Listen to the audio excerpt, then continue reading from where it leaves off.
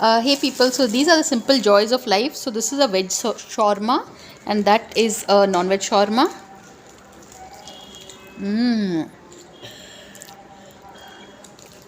My son, as you can see, is quite obviously enjoying it.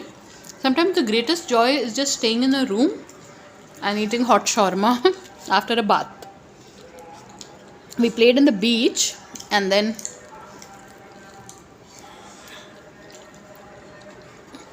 now here we are. My dad is downstairs. So basically that's what.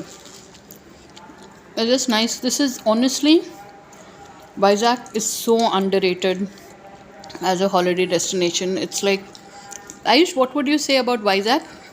Love It's the. like a mixture of Pondicherry and Hyderabad. There's Yeah. a beach and it's the technology is like Hyderabad. Yeah, they're highly recommended. Yeah, and the shawarmas also are good. So and we got it. This classic paneer shawarma is for I think 160 bucks. The non-veg shawarma is for 180 bucks. Chicken Arabic shawarma that is. I'm so glad I'm here.